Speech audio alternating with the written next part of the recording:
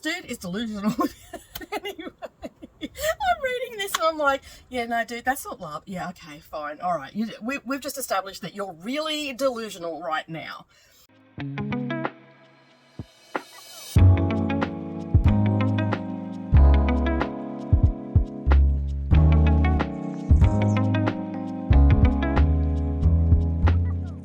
Everybody, and welcome back to the channel. It is May 1st. It is the beginning of KU and Kindle Mayhem that Neva and I have decided to put together for everybody. And I have just been starting to get ready to pull something out of my little container.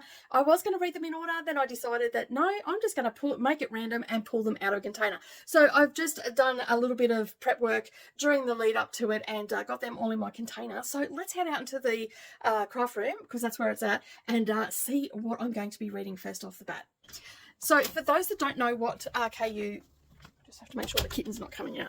For those that don't know what KU or Kindle Mayhem is, basically it is a challenge that I have done for the last few years where I basically try to read everything off my Kindle Unlimited list, because I have a really bad habit of not reading the stuff that I put on there, and then before I know it, I've got 20 books on there and I may only read one or two every couple of months. So once a year, just so I get my subscription worth, I decided that I was going to read the entire list. Now, I started this a couple of years ago. I think this is the third year that I've been doing it. I started it a couple of years ago and I had great success with the first one. Last year, I think I missed out on 2 or 3. I didn't quite make it. Some stuff was happening in the background, so it was taking up all my time. Oh, look at all this mess that I've made. Oh my goodness. Anyway, so basically, I was talking about it on Sprints one day and Neva said, well, hey, how about we turn it into a thing? So here we are. We've turned it into a thing and we've invited all you along. So it is the first where I am here. And by the time you've seen this, it'll probably be the 7th. But anyway, I have got my little trusty container with all the books that I want to read, and I am just going to randomly pull one out. So let me just bring up my little trusty box of magic. It is my little witchy box that I normally have like incense and stuff in. So I thought this would be a really good one to use. So to celebrate, I am on Sprints with Brittany, running fashionably late because I forgot to set my alarm. But we're going to pick something out of the box and we'll find out exactly what I'm going to be reading, and then I'm going to tell you a little bit about that. All right, so let me just shake up the box, pop it back down here and pull one out. I almost missed the box. Hang on, let me just put that box. It was almost going to fall. All right, I am going to be reading Death in Sunshine by Steph Broadhip. So let's sit the camera down and go and check out what this book is all about. Okay, so we're going to just have a look at some of the stats and all that sort of stuff, and while I'm here I'm adding it onto my list of currently reading and all that sort of stuff, so that makes it nice and easy when I'm doing these, and then I won't forget any of the books, because as you would have seen from my TBR, I have a lot of books to get through to this month. All right, so Death in Sunshine by Steph Broadhip. It has a 3.93 rating on Goodreads, and it's had over 17,000 people review it, almost 18,000.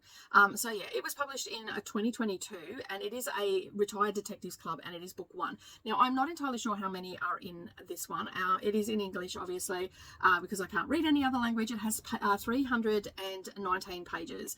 That is the Kindle edition. And as you can see from the cover here, it's a pretty generic sort of cover and whatnot. So this one falls into the mystery fiction, mystery thriller category. Also, cozy mystery has a tag on here as well. So I was drawn to this because I really love the Thursday Murder Club, and I thought that this one might be in a similar vein, only we're not having amateur detectives, we actually have retired detectives. So I think that will be a good fit for me, considering that I really like that one. Now, I also am on Storygraph as well, and I will leave a link to my Storygraph down below, and you can come and follow along and see what I've got to say and stuff like that. I generally don't say too much. I just give it a star rating and all that sort of stuff, because I do video logs for these things and whatnot. So Death in Sunshine, according to Storygraph, is a thrilling mystery novel that is perfect for readers who crave a gripping and suspenseful tale of murder and investigation with a dash of wit and camaraderie, as they follow the adventures of 4 ex-cops turned amateur sleuths in this luxurious,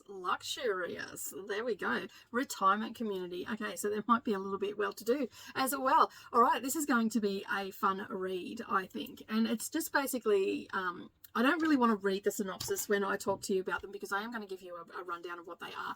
That gives you a brief overview. And I like that about Storygraph, that it gives you that little brief overview, so you don't have to read, if you're like me, you don't have to read the synopsis. That gives you an idea what it's about. Because with thrillers and mysteries and stuff like that, I have found lately, probably in the last few years, sometimes they give things away in the synopsis and just wreck the book for you. Not always, but sometimes there's been a little bit of a slip up or whatever the case may be. But so I decided about 3 or 4 years ago that I was not reading synopsises anymore, that I was just buying books purely by cover. Occasionally I would read one, like if it was a literary fiction or something like that. But as far as mysteries and all that sort of stuff go, I don't do that. All right, so I'm going to get stuck into it. I just checked also on my Kindle Unlimited, and this one actually has audio as well. So I should get through this pretty quick. I'm not entirely sure how long that audio goes for. These sort of like 300 and something pages usually goes for about 8 hours. So yeah, so I'll be talking about this. Now, I will check in at the midway point, and if you've not been around here before, when I do my reading vlogs, I usually go in depth and give you a good feeling about how I'm feeling about the books, what I'm liking, what I'm not liking, all that sort of stuff. And I try to be spoiler free, but if I do have any spoilers, I will definitely say, hey, this is a spoiler. You know, then you can listen if you want to, if you don't want to. But for mysteries and stuff like that, I generally don't give spoilers away, because that's just rude, right? All right, so I'm going to head off and get into it. The sprints, the quiet bit is about to end on Brittany's, and as I said, I was fashionably late, so I better get cracking on and all the rest of it. But I'm super excited.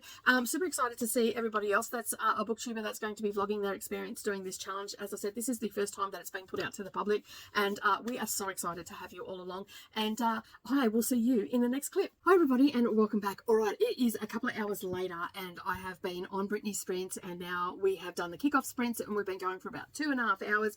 I am currently reading, let me see if I can get that up, currently reading Death in the Sunshine by Steph Broadbridge. Now, at the beginning of this section, I said that I felt like that this was going to be a little bit like Thursday Murder Club. Now, it has the same sort of aim. We've got 4 retired cops. There's a murder they're investigating.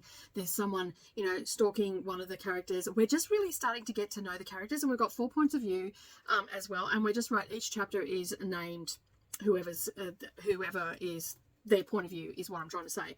So for the most part, I'm really enjoying it. It's not like it's good. Like, I'm really enjoying the fact that we've got these characters and we're getting to know them, and the narrator is really good as well, because I've got this on audio, and so I'm really enjoying the narrator. We've got a female voice for everything, and yeah, so I'm really sort of enjoying it. As far as being like the Thursday Murder Club, the similarities are they're older, they're retired, they're in a not a nursing home, sorry, a retirement village, and the 3 of the main characters are actually from England, and they've relocated from England to Florida because it's set in Florida. And we're just trying to find out more about this girl that's been murdered. She was found in the pool with money floating around her, and Myra is she's a little bit paranoid about things, and she doesn't want the other 2 police officers who are from England to know about her and what happened. And I feel like with the second half of the book, we're going to get that information of what happened and what caused her to leave England to come to the United States. And yeah, so I still feel like we're getting to know the characters a little bit more. And on further research, there is actually 3 books in this series so far. I haven't found if there is going to be any more, but there are 3 books on Audible available. Therefore, there's 3 books that are available on Kindle as well. So, and I haven't checked if they're all on Kindle Unlimited, but I only checked on Audible to see how many there were. I'm really enjoying it. I'm excited to find out why she came to England to retire. We're getting little snippets, like she's having panic attacks, and we get into, like, she gets into her dialogue, and we learn a little bit about Moira and how the panic attacks come on and all that sort of stuff. And she has someone that is like seems to be stalking her and taking pictures of her and all that sort of stuff, and she's trying to work out why. So we had that little bit of a mystery as well as the murder. And basically this retirement village has put out to the universe that it is a, you know, criminal free zone type thing. You know, there's no crime or anything like that, and they spruik themselves as a crime free retirement village. But in the recent weeks and months, there's been a spate of robberies, and now there's this murder. So I'm really liking the storyline and how we're going with the murder and everything, and having the older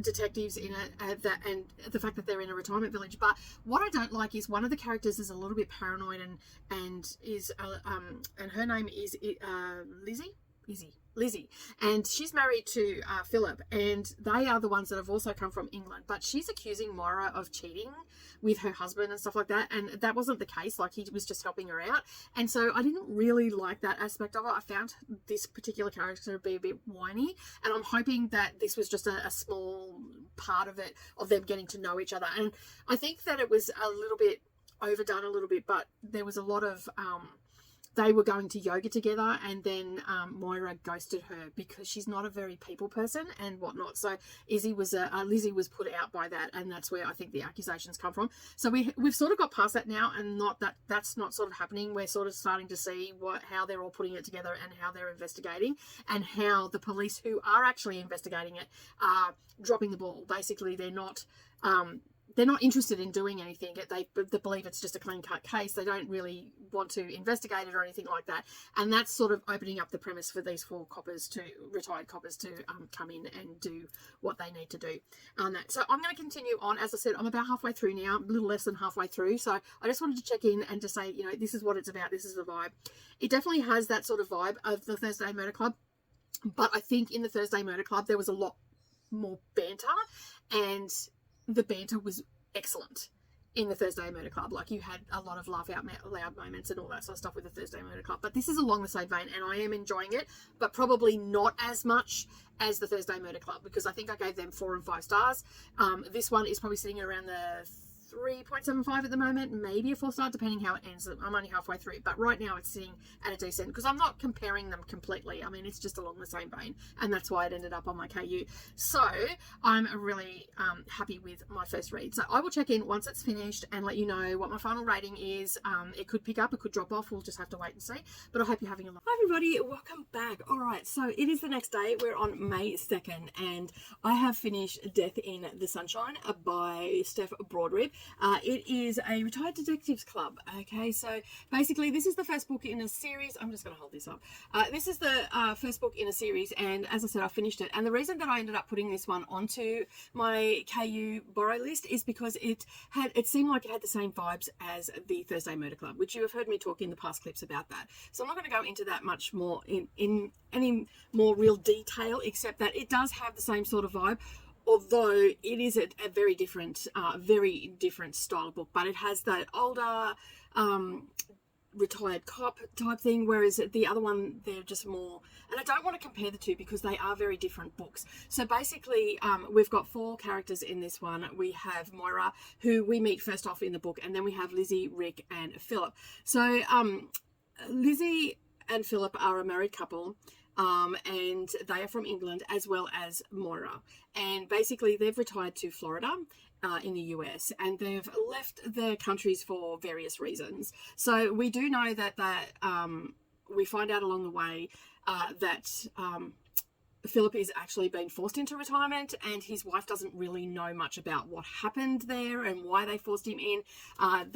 He's just like, he's got some secrets happening and all that sort of stuff, as well as Moira. Moira was also retired early for some reason, and we do not know why. So she's just really worried about people finding out who she is and all of that sort of stuff, and she seems really paranoid. And then on the flip side, we've also got Lizzie, who seems really paranoid about other women and all that sort of stuff. I found Lizzie's character to be a bit whiny at the beginning, but towards the end she settled down. And the reason that, as I covered in the last clip, she was feeling a little bit put out and a little bit ghosted by Moira, because Moira made friends with her, or what she thought made friends. They were going to yoga and all the rest of it, and then all of a sudden she just ghosted her. So she was a little bit upset. And then of course she's seen her with her partner, and connections were made in her head, whether it be true or false, that sort of created the whinginess of this particular character. There was one description in here that I just absolutely loved. I thought it was the best way to describe someone that is huge. They were in the house, at Lizzie and Philip's house, and Moira describes Rick as a hulking man, so much so that the house now feels like a hobbit's house. A moment ago it was a house, now it's a hobbit's house. I just thought that was the best description on how to describe how big and bulking someone is. I thought it just nailed it. So in my mind, I imagined like a 7 foot tall giant, basically. So yeah. Excuse me. So I thought that that was a really good description. I actually had a fun time with this. I did not want to put it down, and I did enjoy it. And I do feel like it has the same sort of vibes as the Thursday Murder Club, whereas the Thursday Murder Club has a little bit more banter and a little bit more comedic relief. This one's a little bit more on the serious side, but I feel like the characters had got comfortable with each other towards the end. So I'm hoping in the second and third book that there's a little bit more comedic banter, but I'm not expecting it because this was a somewhat serious book, but it had the same vein as the characters, you know, trying to work it out. And also that they're also like that same vein of like they feel like they're useless now. Like these have been very active police officers that have had to retire for whatever reason, whether it be health or a secret and whatnot. And basically they're feeling like they don't have a place in the world, and this sort of gives them a place in the world. And I really like that vibe, and that was the vibe that I got from also got from the Thursday Murder Club. While they're the same vein, for two very different books, this one is, I'm probably not going to rate as high as the Thursday Murder Club because I like that comedic relief and I like the fact that they were just old people trying to solve a murder. Whereas these ones are ex-police officers, and there's a little bit more procedural stuff that they mention and stuff like that that they used to do and all that sort of stuff, but it still gave them a sense of belonging, and you know, and how the actual police are just like not even caring about this young girl's murder and all that sort of stuff, and so they go into that a lot as well. And yeah, so I decided to give this a 3.75 star. It wasn't quite a 4, but it's still high up there. So it's not an average book. I think it was a pretty good book. So if you are interested in that sort of stuff, by all means, get this on KU. And this one, actually, I just checked before I come on. This one actually comes with audio here in Australia. Now, I know that some of my Canadian friends that, have said that that is not the case with their Audible. Their... okay, what is it doing? With their KU, they can't get the Audible, but yeah, we can here, and it does actually come with it, so you don't have to buy it as extra or anything like that. So what that means is, where if you don't know, if you're new to KU, that means it'll have a little headphone beside it, so that means that the audio is included in that borrow, and so it'll just pop up in your Audible account, or if you're listening on a phone or a tablet, you can just download it from there and listen to it. Whereas this has the capability, but only in the US. So it doesn't work here in Australia. So this is the Kindle Oasis that I have. All right, so what does that mean now? That is getting returned back, and I'm down one. So let me just grab my trusty little box here, give it a bit of a shake, and let's pull one out and see what I'm reading next. Pop that down, and I am, oh, this is going to make Brooklyn happy. I am reading Haunting Adeline by H.D. Carlton. This is a dark romance. It's a cat and mouse duet is what the series is called. So I am going to key that up. That's going to take me a little bit longer to read. I do actually have this one on audio as well. Let me just show you the cover. Let me get back to the library. Okay, so that is the one I'll be reading. It's very creepy and all the rest of it. As I said, I do actually have this one on audio as well. Although Neva said that she didn't like the audio, found it very creepy, but I think that might just add to the ambience of this book.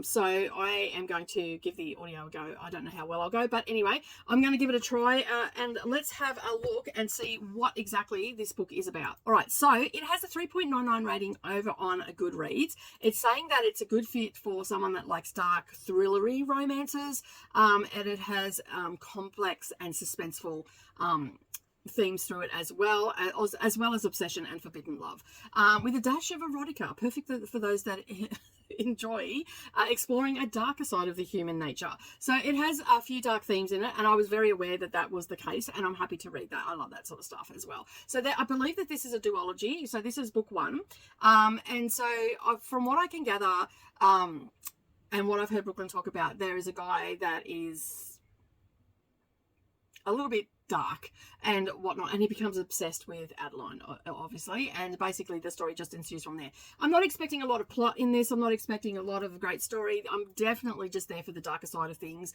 and the erotica, or whatever you want to call it, the spice, and whatnot. So I'm there for that. I'm not expecting a whole heap of, you know, a literary masterpiece or anything like that. So yeah, but $3.99 is not too bad, not too shabby. So it's around the 4-star on Goodreads. It's had over 400,000 reviews, so that that's a pretty darn good rating, if I do say so. As I said, it is falling under the dark thriller fantasy horror genre. It has mystery elements to it as well.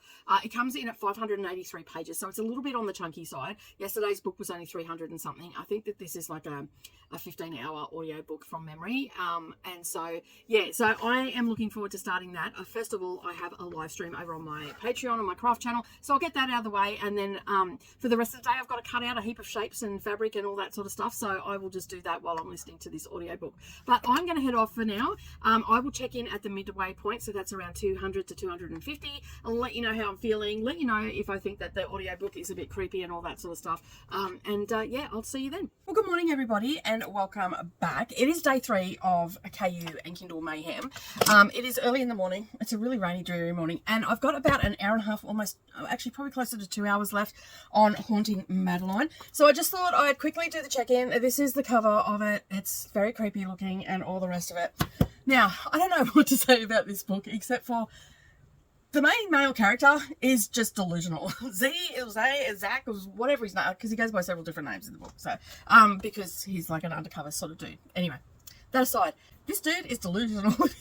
Anyway, I'm reading this and I'm like, yeah, no, dude, that's not love. Yeah, okay, fine. All right. We've just established that you're really delusional right now.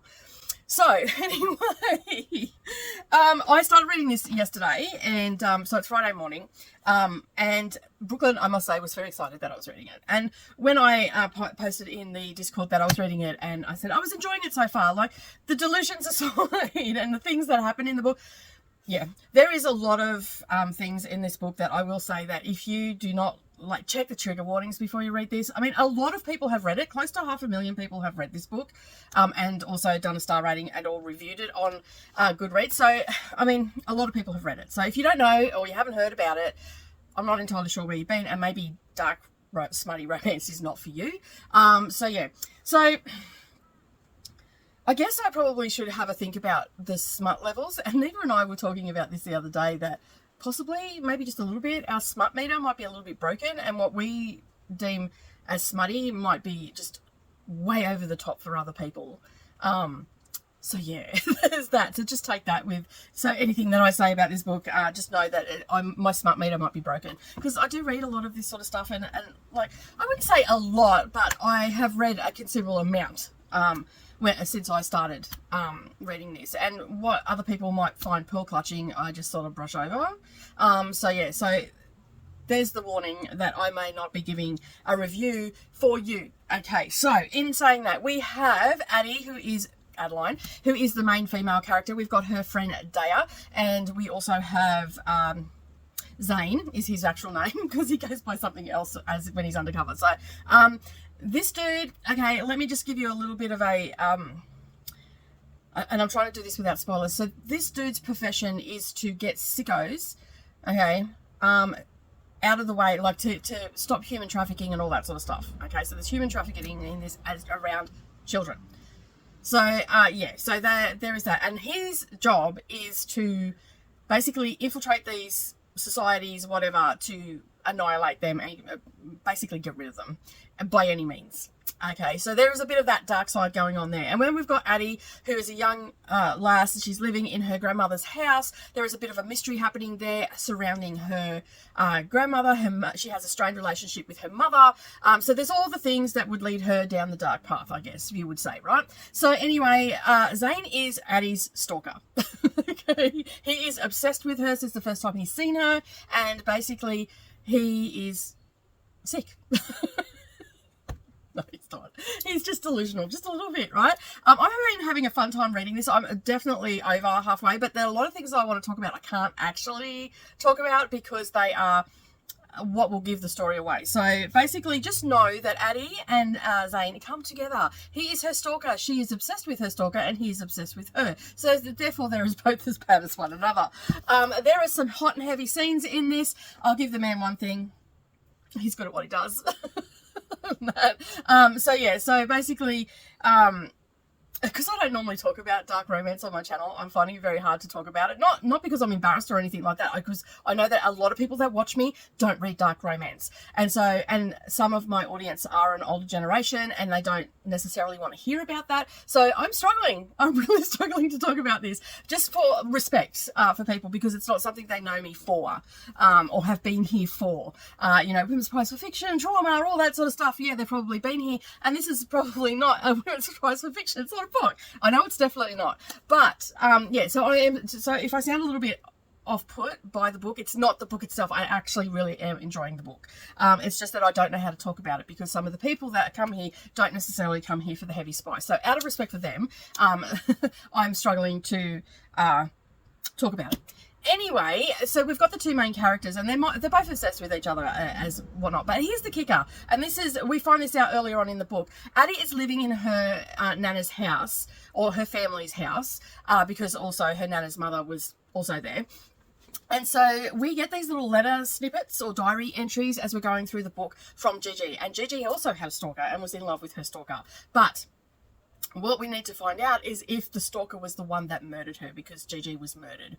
And we know that and all that sort of stuff. I must admit that I am enjoying that part. I did not know that this was in that part. So Brooklyn kept that very under wraps, or maybe I just didn't listen when she reviewed this book.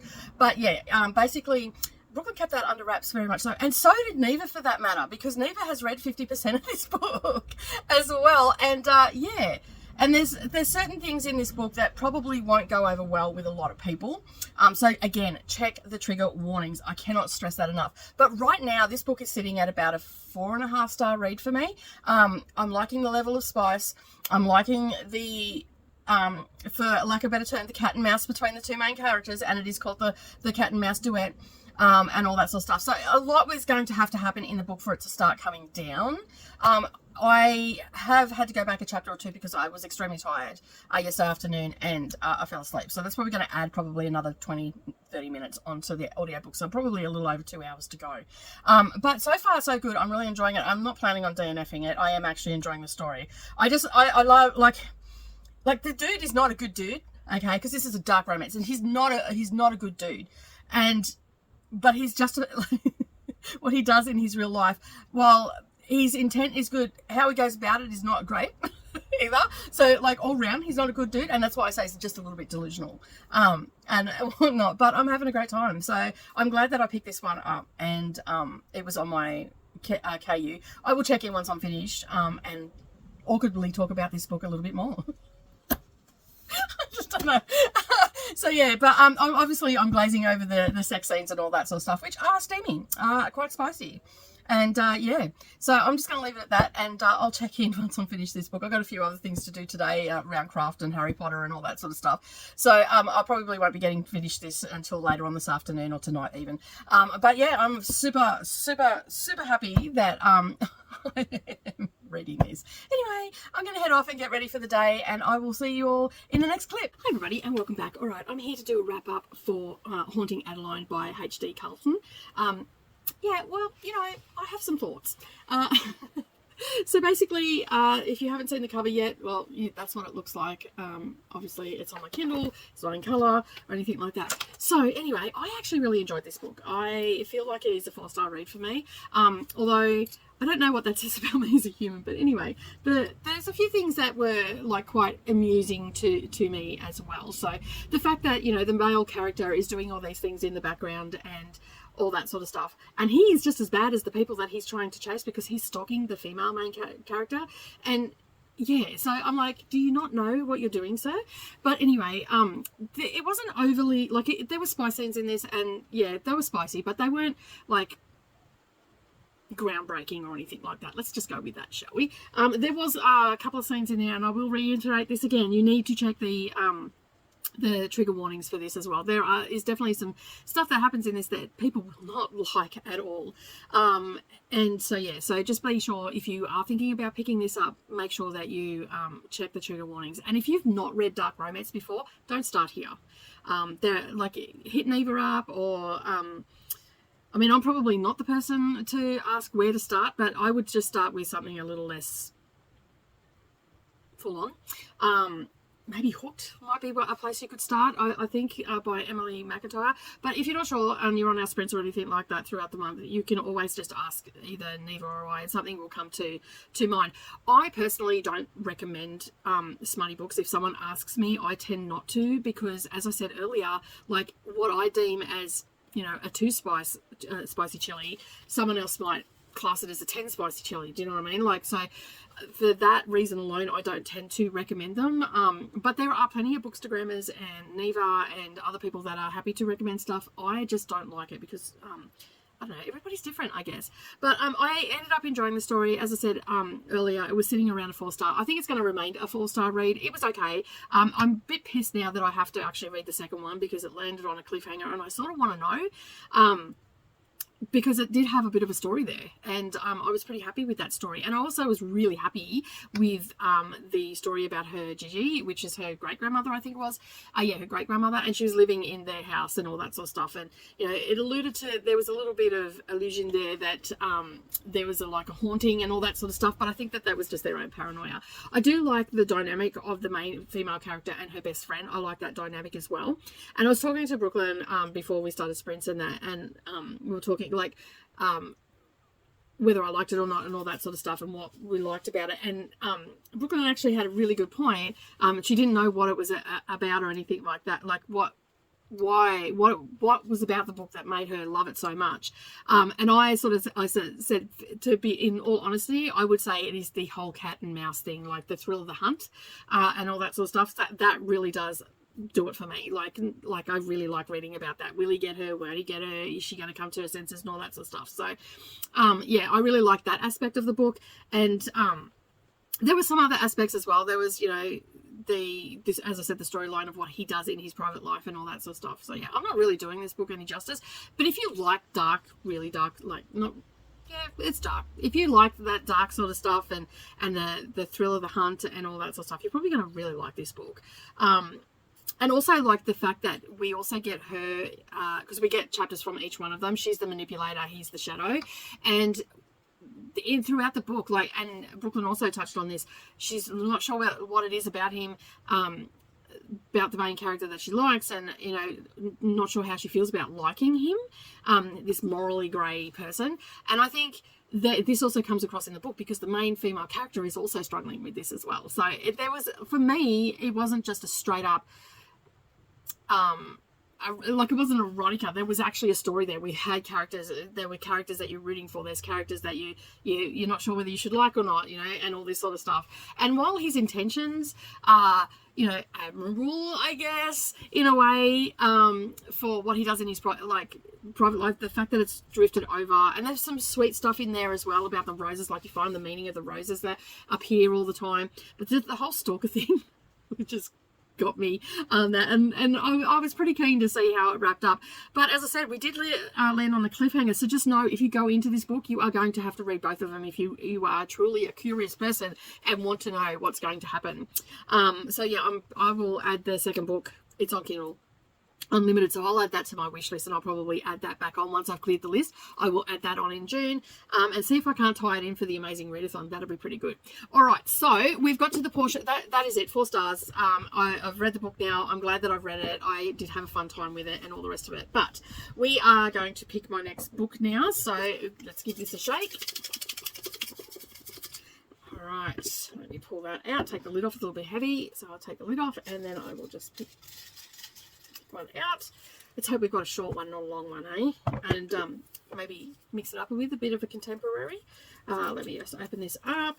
Oh, we're in for a thriller. The Housemaid by Frida McFadden. All right, I've been wanting to read this because I want to read both of these, book 1 and 2, but I'm not going to go for this month because the next book comes out, I believe, next month. So I think or in July or something like that. So basically, I don't know much about this, so let's find out what it's all about, shall we? Okay, so I have got Goodreads and all the rest of it. I think by now a lot of people have heard about this book because it is on Kindle Unlimited across the globe, and a lot of people have read this that I know of in the last couple of months, and I know that it's a wild ride. Neva and Katie from I Would Rather Be Reading, Buddy read this together, and they went on a wild ride. They've actually read both books together, so I'm pretty keen to read this one because, as I said, the third one is coming out. It actually has over 100,000 ratings on this. It is nominated as the best mystery thriller in 2022. And basically, we know that it's a mystery thriller. We have a housemaid that she's working for a particular family, and we just go on for a wild ride. Now, as you know, I don't like to read thriller synopsises, so I am not going to read that today. I just wanted to give you the overview on Goodreads and whatnot. So it's pretty high up there, so I'm pretty happy for that. There's a few people that haven't really got the hype and all that sort of stuff, so I'm keen to see if I get the hype as well. It falls under a suspense, a psychological thriller, and it was published back in 2022.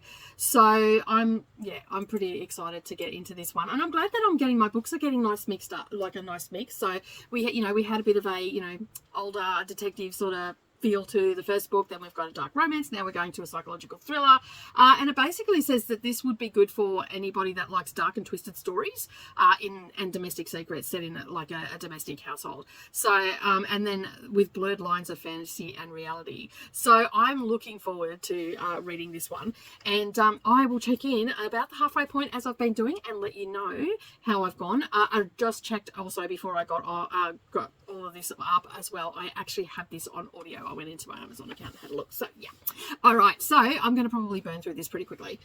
All right. I will check in at the halfway point. See you soon. Hi everybody, and welcome back. All right. I'm here to check in for The Housemaid by Frida McFadden. This is the first one in a trilogy. The third one is coming out in June or July this year, and I wanted to get this one done. I also want to read the second one, but I was promised a bit of a ride with this one, and this has not disappointed. I've had some ill moments since it started. I've had some, oh my God, what the hell is happening moments as well. And I'm like, this dude is not right in the head. But anyway, and I also thought that about Nina as well, who's one of the main characters. But we're following the housemaid, which her name is Millie, and then we've got Nina and Andy, which are the people that own the house, and Millie has come to work for them, and we've also got a child in this as well, so you see, she's sort of like just a character that's there and all that sort of stuff. But yeah, we've got these three characters that we're in, and Millie has been in jail, and she's just been released, and part of her parole is that she must be employed and all that sort of stuff, and she sort of skirted the line a bit of not getting back into jail and all the rest, because she lost her original job and all that, sleeping in her car, and we're just learning sort of about her a little bit. And then she gets this job with Nina, interviews her to be a housemaid, and she gets the job, and she's super happy because she's going to be living in this nice house. She's not sleeping in her car anymore. She's secure. She's not going to go back to jail. However, Nina is slightly unhinged. I've just got to the second part of the book, and I've read a couple of chapters into the second part of the book because it's in two parts. So the first part is all about Millie. And Millie is in this house working away, and she finds that, Nina is just slightly off kilter. Like, she's a slob, she's left dirty things in the bathroom and all these sort of things, but then starts like being like I don't know how to explain it exactly, because I don't know how I would go about it if it was me doing it, but she's sort of playing like a psychological game with Millie. She's saying that she tells her to book things, and then when she booked, she was told to book it this night out, and when she booked the night out, then Nina goes, I didn't tell you to book it for that night, I told you to book it at such and such a time, and all this sort of stuff. And so it's all happening in this book. And now we've just got to the second part, and now it's Nina telling her story and how psychotic and vindictive and how much of an asshole her husband is. So I'm really confused, because in the first part of the book, he seemed to be really nice. I mean, he did cheat on his wife with the housemaid, so not so nice, not such a good guy, but he seemed like that. It seemed like Nina was the crazy one and all that sort of stuff. And it's just like, what is going on? And I'm on a bit of a ride. It's a little bit of a roller coaster. I'm having a great time reading it, but at the same time, my mind's going, what is going on in this book? And that, and the part that I just read, he apparently, now I don't know if it's true or not, whether she is actually having delusions or not, because in the first part of the book, there was some stuff said, and this is probably a bit spoilery, that Nina spent time in the mental asylum, but we also know that Millie spent time in jail. And that, so I think they've all got some shady stuff happening in their past and all the rest of it, but I'm having a fun time with it. I'm really enjoying it. I wasn't sure, because some people will go on about a book how great it is and all the rest of it, and you read it and you go into it with expectations, and then those expectations are met, I don't know if my expectations were really high with this one. I actually think I set them a little bit below what I was expecting, but I am having a fun time with it. So evidently, I'm not going to be DNFing it. So when I check in next, it will be daylight because it's a very cold and windy, rainy weekend here in Kingaroy, and it's a bit of a bummer because I was going to go down to the show and walk around and all that sort of stuff because we've got our agricultural show on, and they have like needlework stuff and all that sort of stuff. I was going to go down and have a look around because I always like to do that and just see what's happening and in the community with needlework and all that sort of stuff. I mean, I know a lot of the people that do it, but yeah, I didn't have a chance to go. But on a brighter note, we did go to the market so this morning when it wasn't raining, and I had a great time with my daughters. It was nice to go out with them. My plan of not working on weekends is working out really well because tomorrow I'm going out again for an early Mother's Day because Savannah can't be up here on Mother's Day weekend, so she's taking me out for lunch tomorrow. So her and I are just going to go out for the day and spend the day together. So that'll be really nice. It'll be the first time that we've gone out just on our own together on a Mother's Day situation, so that's a nice thing too. So I am going to finish this book up tonight, and I will check in when I'm finished it tomorrow in the daylight because I know that this is really crappy lighting and all the rest of it in my bedroom, but my house is super dark and I like this sort of lighting because it's like candlelight, but it's still bright enough to read and it's very calming and stuff like that. So yeah.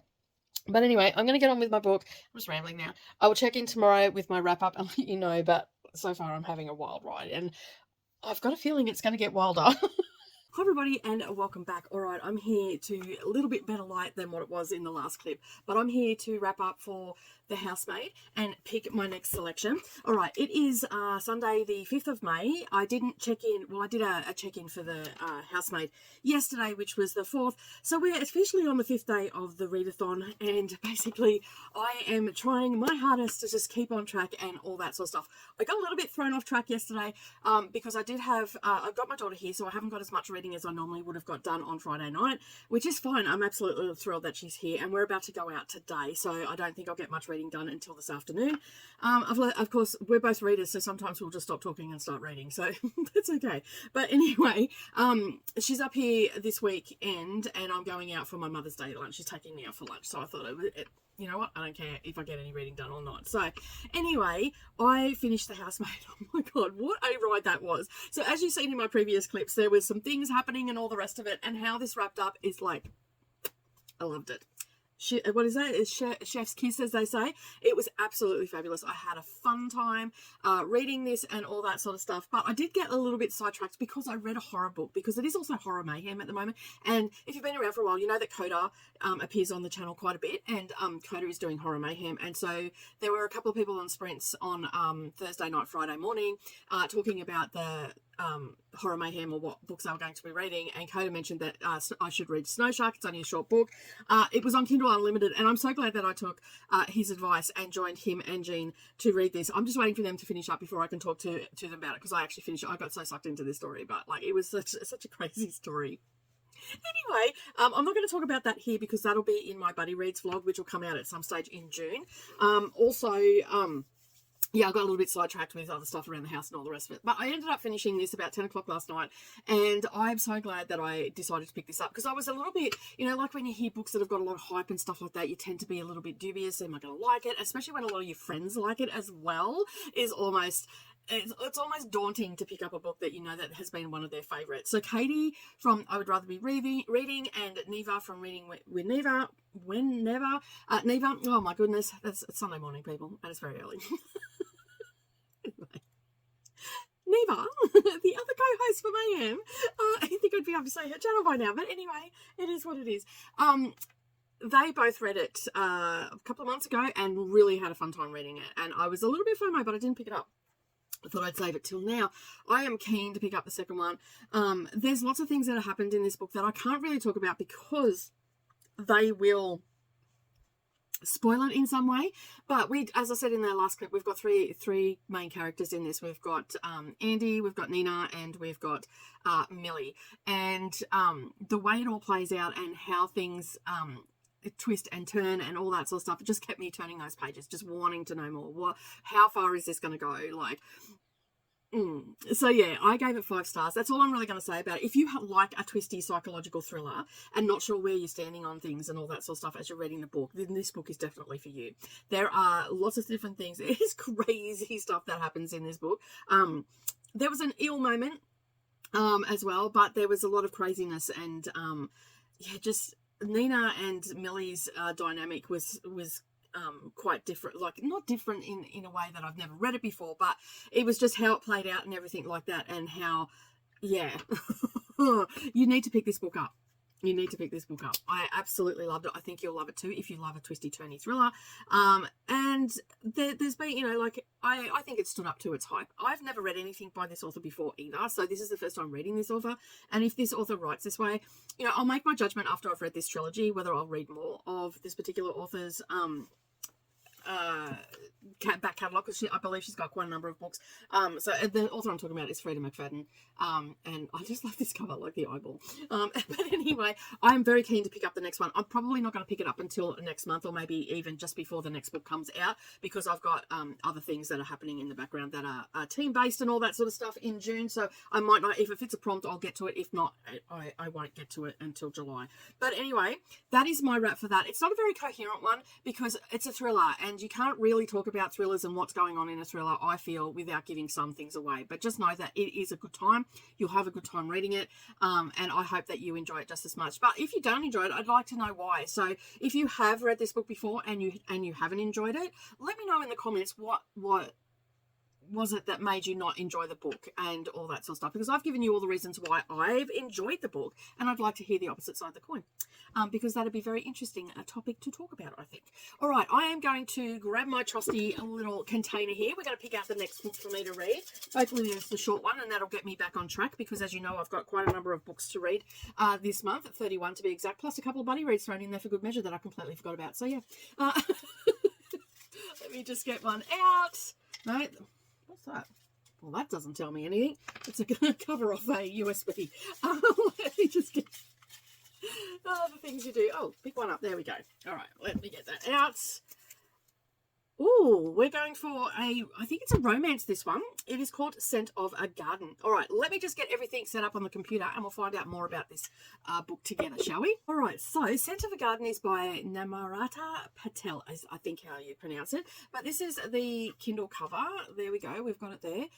It looks like to be a romance. So we'll go and check that out and see what we've got going on with this one. This one is also the author of...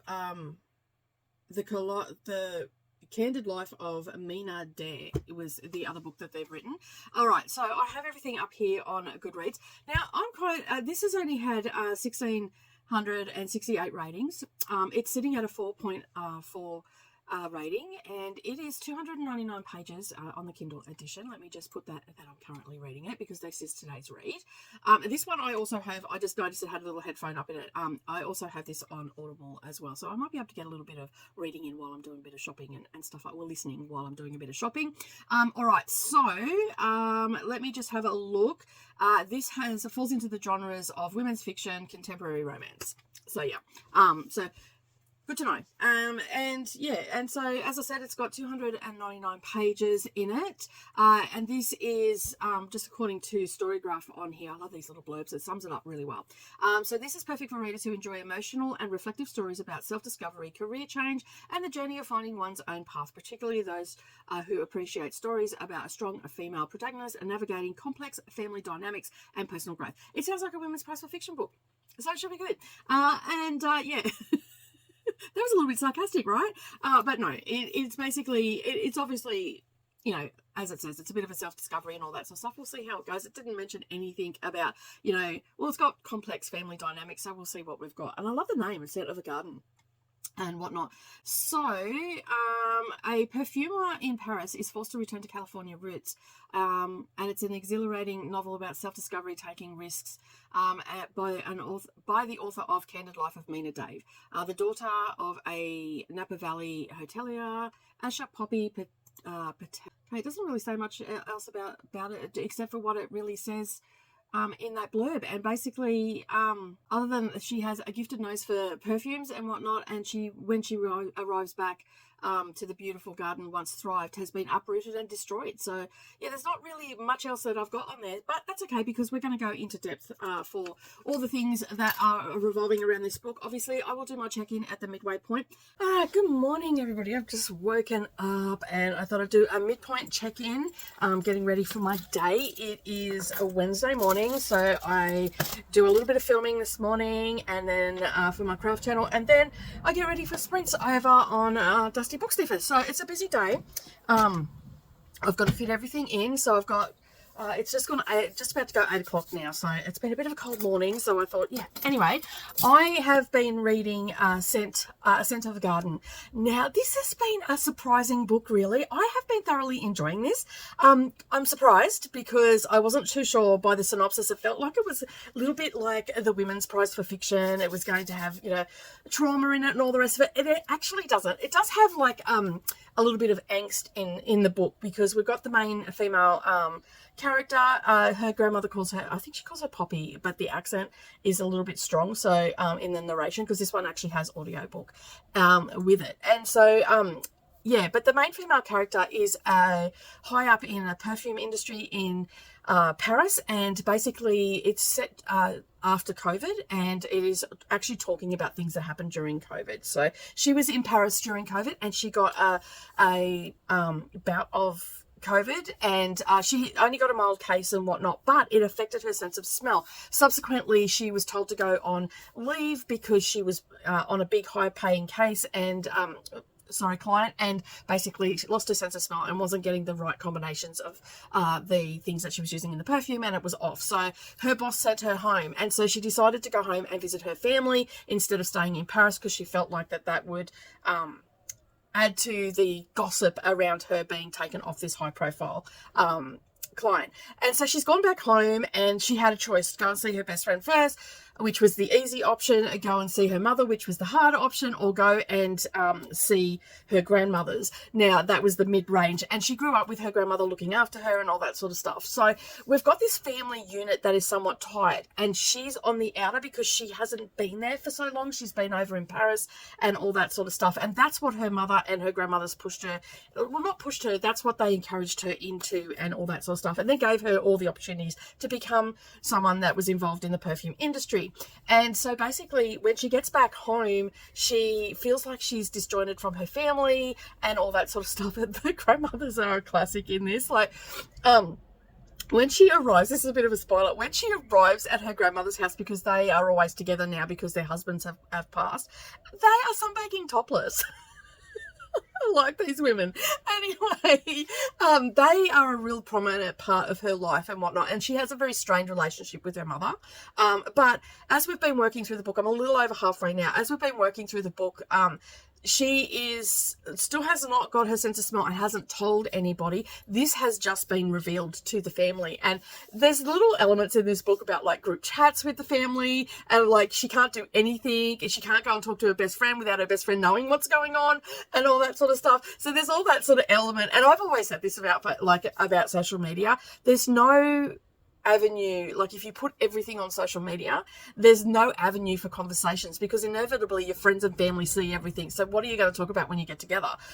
You're going to probably get a lot of questions and stuff, but that's about it, you know, like, so, yeah, so basically that element was in there and I'm really enjoying it. Now, this has been marketed as a contemporary romance. Now, I'm not sure, like we've still got a fair bit to go, but she has an old flame. So Neil is her ex-boyfriend that she left, that no one knew that they were together and all that sort of stuff. And she left to go to Paris. And so he was quite hurt by that. And they've connected and they still have a rapport because he's actually living in her parents' house. So I don't know what the dynamic is there and why he's living there, but they all have something to do with hotels and stuff. Like their family has hotels and whatnot. Now her family has a really a big one and has been in the family for a long time, but her mother doesn't want her to have anything to do with it, and the father has taken a step back, like a back seat from raising her or putting any pressure on her and all that sort of stuff. But now that her sense of smell has gone, she's not going to be in the perfume industry. This is the indication. She's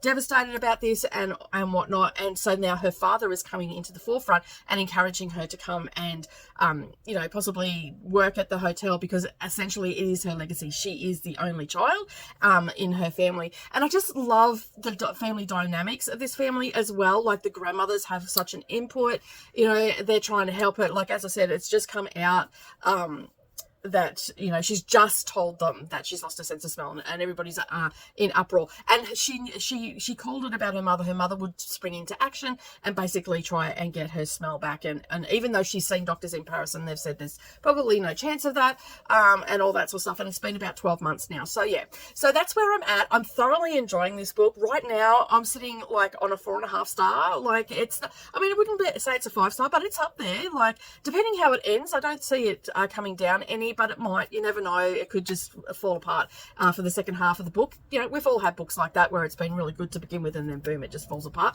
But I am thoroughly enjoying this. I'm really liking, I mean, this one is with narration. I've done a little bit of immersive reading with it as well. And I'm liking the banter between the family members. I'm liking the angst is there, but it's not prevalent. Like, it is more about her trying to find and think about ways that she can move forward, because her career being in the perfume industry has been the be all and end all of her life. So now she has to rethink and all that sort of stuff. And I'm really liking that dynamic. I thought I was going to need, you know, tissues and all the rest of it. I've had some giggling moments with it and all that sort of stuff. Just the family dynamics and also the friendship between Millie, Neil, and the main character, which I'm just going to call Poppy because that's probably not her name. But anyway, the friendship between them is really nice as well. Like, it's, even though they've been separated for quite a number of years, they've sort of all come back together and their dynamics has picked up. And, you know, you've all got friends like that where you cannot see each other for months and months or even years, but when you see each other, it's like you had been together the whole time. And that's the dynamic I get with those. So it's a lovely story at the moment. I'm really enjoying it. I like the fact that it has, you know, a little bit of mention of COVID and all that sort of stuff. It also talks about in the beginning, she said that she only got a mild dose of COVID due to her vaccinations and all that sort of stuff. So it was good to see that was in there as well. And yeah, so I'm thoroughly enjoying it. I'm looking forward to finishing the book up today. I'm a little bit behind with my reading and all the rest of it. I had Savannah here for 3 days. So that always puts a bit of a chink in my reading, but I'm sure I can catch up in the next 2 weeks anyway before she comes back again. I think she said she's coming back in 2 weeks, maybe 3 weeks. So hopefully I can catch up on all of that. And yeah, and then I'll be on track, because if you remember correctly, when I started this, I said I had 31 books to read. Well, it actually ended up being a lot more than that. I forgot about a couple of buddy reads to add them in. So I'm going to try and add them in as well. All right, I'm going to head off. I'm going to start cutting some fabric and all the rest of it and get ready for sprints. I will check in when I'm ready to wrap up. Hi everybody and welcome back. All right, so I have finished Scent of the Garden by Namrata Patel, and I absolutely adored this book. I thought it was such a lovely story. It wasn't all the doom and gloom that I thought it was going to be. And as I said in the previous clips, we are following Asha, is her name, and just her story of trying to reconnect with her family and learning how important family is to her and everything. So I don't really have much more to say about the book, except I really love how it ended out. This is actually being classed as a contemporary romance as well. There is a romance that sort of, well, it's a rekindled romance is what I'll say it is, because basically Neil is her boyfriend from when she went to Europe when she was 18 years old, and basically they have not really talked that much and all that sort of stuff. And when she's come back home, she's reconnected with him, and they're a little bit standoffish with one another because she's going back and he doesn't want to get involved and stuff like that. So, but there is a developing romance and all that sort of stuff in that. And so it's not a hot and heavy romance, so it's just they're trying to reconnect and all that sort of stuff. And as I said in all the other clips, I just love the dynamics of this book and how the characters were played out and everything like that. And her development throughout the book was really good as well. I just really appreciated it. So the exciting thing though was I was on sprints with Brittany between like in the chatty bits and all that sort of stuff. And when I went on to Amazon First Reads, because I remembered about it while I was on sprints and I went and checked, I noticed that this author actually has a book coming out, which is called, let me just bring it up. It is called, where is it? I just had it before. Just bear with me for a moment. I'll just grab it. Okay, so it took me a while to find it. It is called The Curious Secrets of Yesterday. So I'm assuming that it's going to be on Kindle Unlimited because her other two books are the one I've just read. And then we've also got the other one, which was The Candid Life of Mina David. That is also on Kindle Unlimited and comes with audio here in Australia. So I added that to my list. I'll definitely be reading that in the next couple of months. I just really like this author's writing style. So I was super chuffed that this one's on there. So I quickly snaffled that up and popped that onto my Kindle. So I'll be able to read that in the future. And hopefully it might even be on Kindle Unlimited with audio. So I'll be able to get the audio as well. And that, but I'm super excited to read it. And yeah, so that is there. All right, so that is my week's worth of reading. Oh, I should probably tell you what I've rated it. I've actually rated this for a 4-star rating.